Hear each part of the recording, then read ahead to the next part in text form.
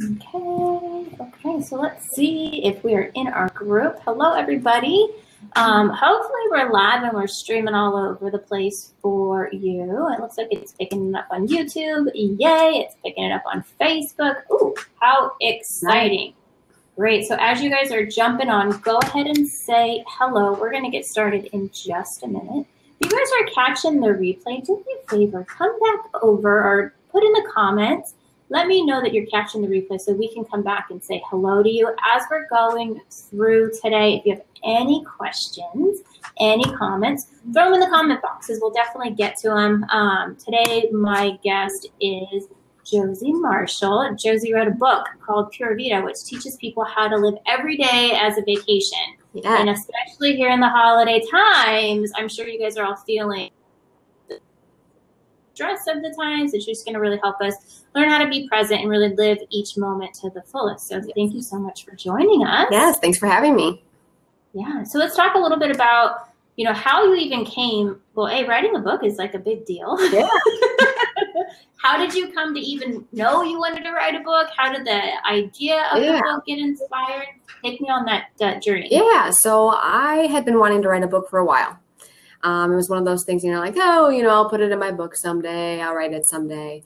And I'm one of those people that's always working on kind of the next best thing. I work a full-time job, but then I'm always working on some sort of business on the side because why not, right? So I had worked on a couple businesses that didn't work out. And then I went on a vacation to Costa Rica. And what they say in Costa Rica is Pura Vida. And it's kind of like a carefree, no problems, that type of, that's what the phrase is really focused on in that culture. And so when I got back, I was like, wow, that was a really wonderful experience, a really great vacation. And I felt that was, the time for me to write my book. I just felt like, okay, this is your time. You don't need to work on your other businesses and this is the direction you should be going. And so I just was like, I should call it Pura Vida. And I didn't really know exactly what I was going to be writing about. I really just set myself a goal every day of sit down, write for 10, 20 minutes. And it was basically, and if you read the book, it's kind of like a journal entry. I think it was an outlet for me in a sense of things that I was going through. And I was going through just a big transition with being done with school and working full time. So each chapter in itself is a life lesson that I was going through in the time frame that I wrote it, and then how it relates to what you feel like when you're on vacation. So that's a great overview. Yeah. So share with me, as you were writing the book, use it kind of as an outlet. I know there's a ton of people in here that would love to write a book someday. Taking that on, were you a little scared to do it? During the process, I wasn't really scared. When I was going to make it live, I was like, whoa, okay, it's going to be real. People are going to be able to read what you wrote. So it's a vulnerable place to be in. And it all depends on the type of writing. If you're doing fiction, it might not be as vulnerable depending on what you focused on. But sometimes you just got to swallow it. And scary, right? Yeah. Because you're like, are people going to judge me? What are they going to think? All of that kind of stuff. But we're going to offend somebody. So. Right. You can't have the impact that you were destined to have, though, without going through all of that, right? Exactly. So glad you didn't let that hold you back. So let's talk about, some of the tips that you have in the book, because I think, when you are on vacation, you get so excited leading up to the vacation. It's, in preparation for it, you go on it. Sometimes for me, the getting ready to go is more exciting than you get there and you're like, okay, now I'm here, now what? And then you have to get home. And you're like, oh, I have to take a vacation from the vacation. So let's talk about maybe taking those tips that you learned through vacationing in Costa Rica and, bringing this whole Pura Vida life, Pura Vida.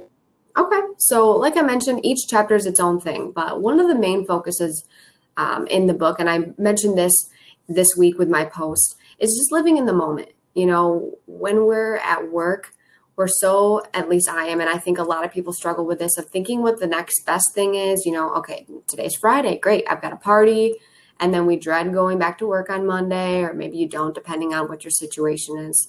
But then you're planning for the next holiday, you're planning for the next vacation. But when you're on vacation, you're just like, oh, I'm only here for a week. I need to be, we got to take advantage of every single moment. And we don't do that in life. And then before we know it, a whole year has passed us. And we're like in the same spot. We're miserable. We didn't enjoy any of the moments. And your life is full of moments. So that's a huge topic in the book. What else did I talk about? I talked a little bit today about setting goals. I talk about goals a lot and how that relates to your ultimate destiny with the priority that you have in your life. We oftentimes think we have multiple priorities, but there's one reason we're here. There's one focus, and what is that? And then how do these other little details dial in so that you can accomplish what your ultimate goal is? So that's a huge factor of it as well. So we have somebody that wants to know, how long did it take you to write your book? Yeah. So it took me, I started in August of 2017, and I had my first draft ready for the editor by April. So what is that? 8 months to actually write it. And then I had it revised. That took a couple months. So she edited it, and then I had to go back and forth. The first round was pretty rough. It took me a couple months to go through and revise and tie it back into what my actual theme was. And then sent that back to her. And then she did what they call copy editing. And that didn't take quite as long. So once that was all done, I just had like little details of getting it into a publishing format for my ebook. And so total, it was from actual start to writing to ebook was a year and a month practically. Wow. How exciting though, to have that kind of an accomplishment. It's really, really, really cool. Yeah. So do you have any tips for people that, sometimes we get so, we have social media, so we get very, encapsulated what's going on in social media. We're never fully present. Or like you were talking about, we're always living either future or past, so we're never right here, right now. Yep. And right now, it's all we really have at the end of the day. What would be some tips that you would give people if they're really struggling with being present? One of the things that I like to do is write what I'm grateful for every morning. So I have a gratitude journal, and I think that helps me start. So as soon as I wake up, I write probably 10 things or so, and sometimes it's really simple. It's I'm thankful for my breakfast, something like that, or coffee or whatever. And that helps me to start my day okay, I don't have anything to be, I'm not lacking anything really. We overcomplicate things. We're like, oh, well, we compare ourselves to others and think, oh, I wish I were them. But ultimately, we have all this to be grateful for. So that starts me off on the right foot. But another thing is to, kind of, not comparing to others, but being it could be a lot worse than what it is. So if you're sometimes we're just I hate this moment, whatever's going on in the situation, and be it could be a lot worse if this were happening. And sometimes you just need to breathe. You go to the bathroom and just breathe. That helps me live in the moment too. You know what's so funny that you say that? I remember somebody said, the life that you have, even sometimes at your goal of your life, there are still people that are praying to be in the spot that you're in, even at your lowest. That there is always people around the world that would be grateful. And it makes everything shift when you think, oh God, well, if somebody's praying to be at my lowest, I really have a lot to be thankful for. Yeah. Jen asked, she said, she wants to know how you love Costa Rica. My friend Jen was in Costa Rica for quite a while, and she said she loved the Pura Vida life there. Oh, okay. So she asked what I loved about Costa Rica. Oh my gosh. So my mom's a travel agent, and we have been to quite a few tropical locations, but Costa Rica, it was like living in the movie Jurassic World. That's how I felt. I was every time I turn around, and it's very adventurous. That really fits my type of personality. We went zip lining and rode horses in the mountains, and we did a lot of really cool adventures like that. But, you know, it's just a beautiful location in general. So that, but the people are so wonderful there. And it also, you know, my family was all there with me. So that made the experience a lot more. Is it different? Like if you go to another country that's very similar in feel as far as, you know, tropical, maybe down in Central South America-ish, do they not carry over the same like philosophy of this Pura Vida lifestyle? Do you think it's just specific to Costa Rica in particular? Yeah, from what I know of it, I hadn't been to, in the Spanish-speaking countries that I've been to, I haven't experienced that. Not to say that those cultures don't have something that's similar. You know, Jamaica is kind of a really relaxed, I would say it's pretty similar in regard to Jamaica and that relaxed type of culture. But they didn't have that phrase to go with it. Got it. Yeah, because I know a ton of people that, like, it's like iconic Costa Rica, you know? Anybody that I know that have gone, they all come back using that language and, you know, really understanding what that feels like. Definitely. If you guys have been to Costa Rica, let us know in the comments for sure. Let us know what your favorite part of being in Costa Rica is about. So let's talk about, after writing the book, what's been like your most profound moment since writing the book? You know, it has been quite the learning experience. I've never done this before. It was one of those, like, once I got it into like the ebook form, I was like, wow, I actually wrote a book. I was like, wow, it actually looks like that. Because prior to that, I had been in a Word document. So actually, like, launch day was really cool.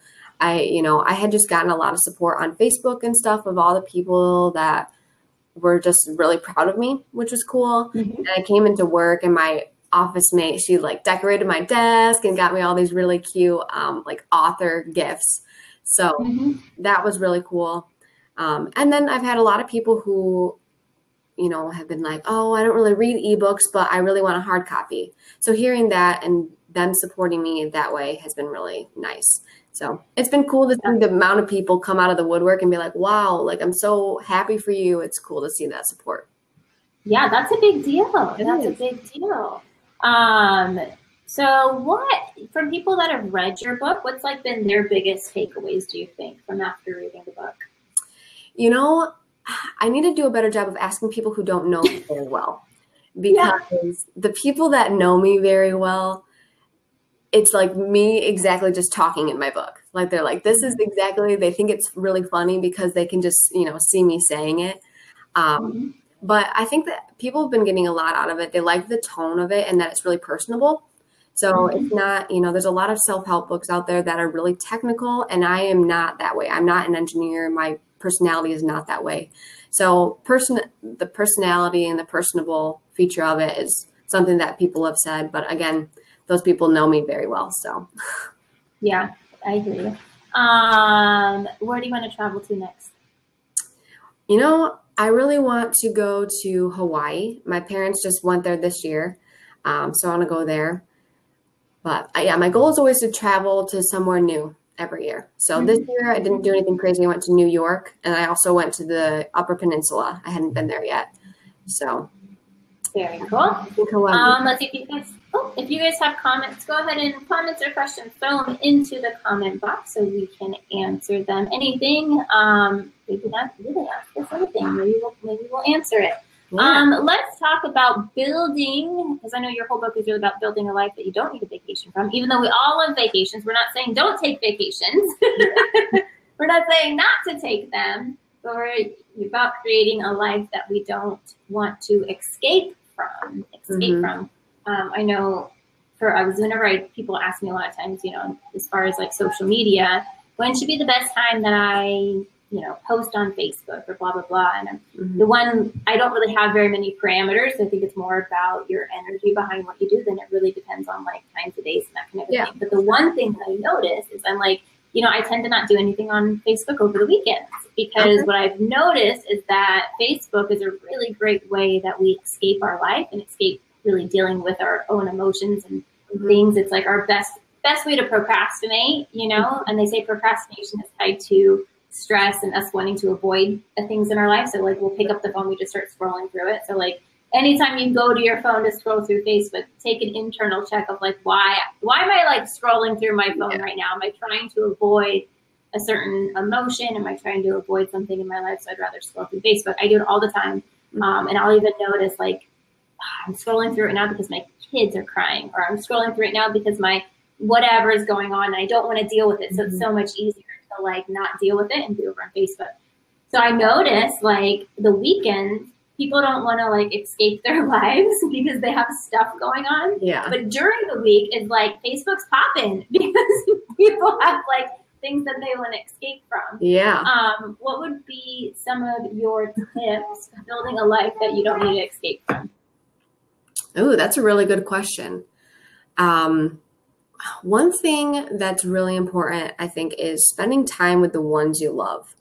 I think that we don't, you kind of mentioned with the escaping, and a lot of times we are with our families, and I talk about this in my book as well, that we are just so distracted. We're on Facebook, we're on Instagram, and I think that, and even when you're with your friends, there's something that we need, that bond, we need that connection with people in order to appreciate where we are and to, really help not want to escape our life, really relishing in what we have.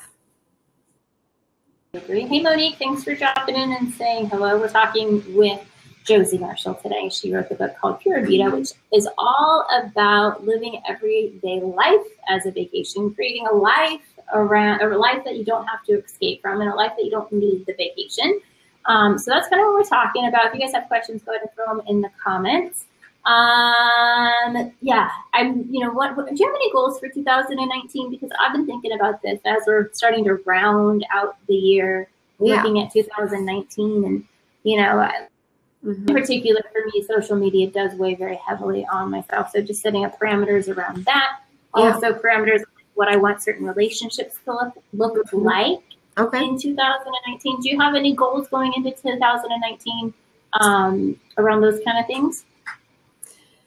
Well, it's one of those things. So the post that I posted about today was thinking about your goals. So one of my main goals of 2019, which is kind of not related to what you just said, but is to become certified in personal training.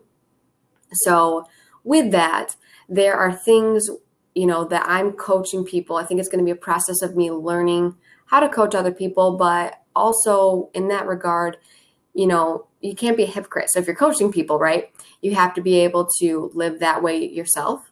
So I think that's going to incorporate a lot of my goals this year of, whether it's with not necessarily a diet, but, an eating lifestyle habits and health and wellness, as this program or your group is all about.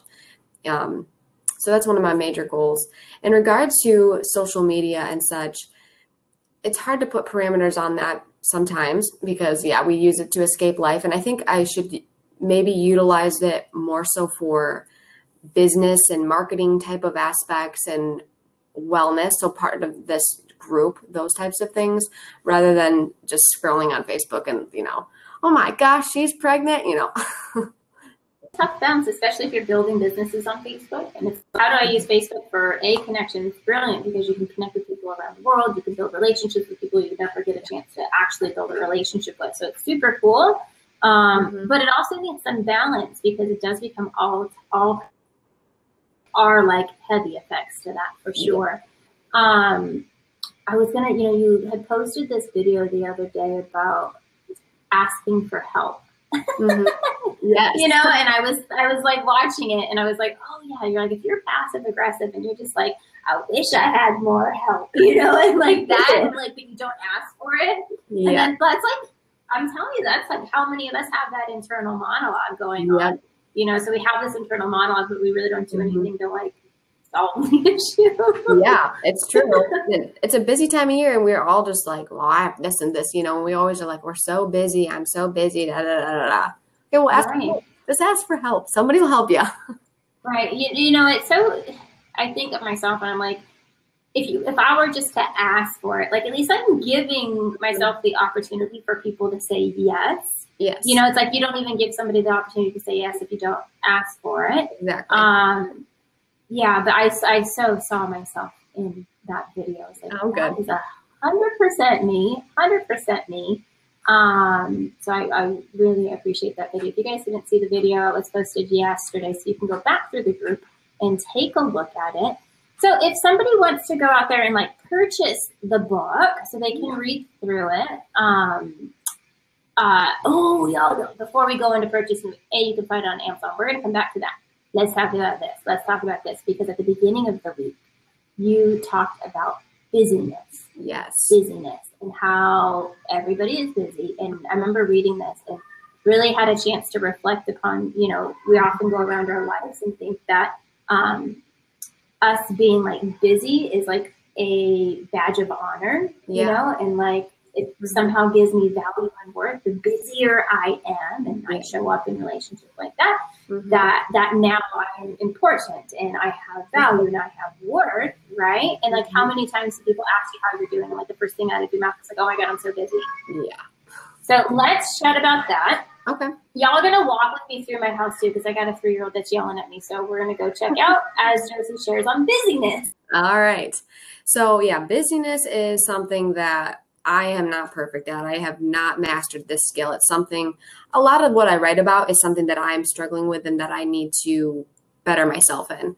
And we are so, we're like, I'm so busy doing this. I'm so busy doing that. And I talk about this as well. And, are we busy doing the right things?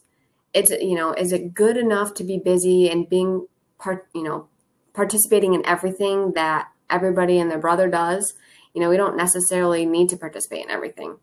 And, I kind of mentioned earlier, focusing on what your main priority is. And if those items align with what your main priority is and accomplishing that main priority or your mini goals within your priority. So that's something that it's hard. It is hard. It's kind of just reevaluating. Are you doing something that's helping you become what you want to become and bettering you in the way that you want to develop, and B, if it is worth your time. Time is valuable. Right. And sometimes we are honestly, we are very busy and we lead very busy lives. I know I've started to kind of change my language around it. Instead of using the word busy, just using full. Life is very full instead of busy. So maybe sometimes changing your language around it would help too. So cool. If somebody wants to get the book, you have it available on Amazon. Super inexpensive, like $2 or something crazy like that. Yes, it's listed at $199. $199. Y'all should go get the book and read through it. I'm hoping it's an easy read, so you can pick it up and read it over your holiday. Yes. So you can get it on Amazon, and then you can go and like the Pura Vida book Facebook page in our Facebook group. You'll see both the listing on Amazon as well as the Facebook page. So go and like the Facebook page, grab the book. Is there anything else that you have coming up that you'd like to share? Yeah, so I do have hard copies coming to be available soon. So I should have them printed next week. And again, this is my first time doing this. So I started with a low number, but if you would like one, they're available for $14.99. And but you can just comment on the post that I've posted. You can message me, whatever works best, and I will make sure that you will receive one. I will sign it for you. I will write a nice comment for you. We got a real awesome. How cool! You can get your own. Yeah, you can get your own signed copy. I love getting books signed by authors. It's like one of my favorite things. It is super cool to have just a lot more personal than just your everyday book. I look up at the ones I have in my office, and they always bring a smile to my face. Cool. Well, thank you so much for joining us today. I really appreciate all your time and sharing your work with all of us. This next week, I want to say we have Alicia Ladham's going to come in, and she's going to share about essential oils and supporting yourself emotionally using essential oils. So that's what we're going to talk about next week.